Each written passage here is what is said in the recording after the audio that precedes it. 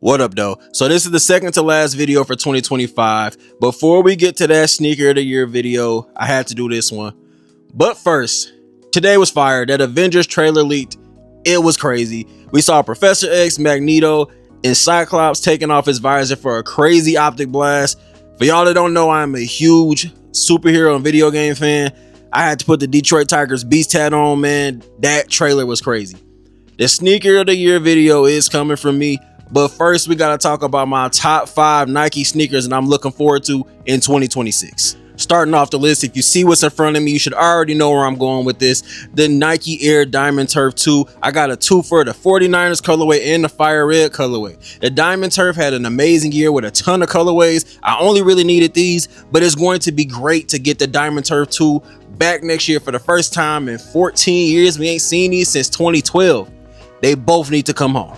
Next up is a shoe worn by my favorite player ever, Kobe Bryant. This was his bridge to his transition into the Nike world. It is the Nike Air Zoom Huarache 2K4, the All-Star pair. He wore this in the 2004 All-Star game, and I need these. These gotta come home. I'm sure we remember this pair. We haven't seen the Zoom 2K4 since 2016 in that Fade to Black collection, but Kobe got a lot of hits coming next year, and these is one of them. They absolutely gotta come home to the collection. Sticking with my favorite player of all time, we got the Kobe 6 3D All-Star Hollywood. I'm so excited to see these again.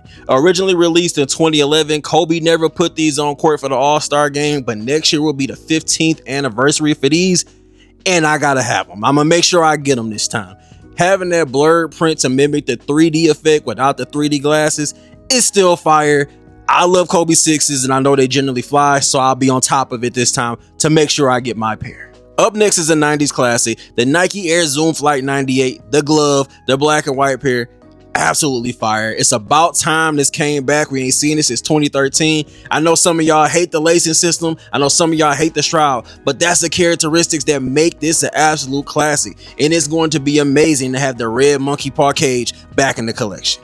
Ending on the 90s classic, the Nike Air Bacon Varsity Red, famously worn by Tim Hardaway, is coming back next year. We ain't seen this since 2014, and sites are reporting that the branding is going to be correct. I don't know if that's before or after the backlash, but it doesn't matter to me because the Air Bacon Varsity Red will finally be coming home to G's collection, and I couldn't be happier.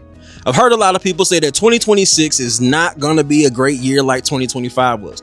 And maybe that's true if you're only into Jordans, but that ain't me. And this is only what we know from Nike. But those are my top 5 Nike sneakers from 2026. Let me know that I missed something and let me know what you're looking forward to from Nike.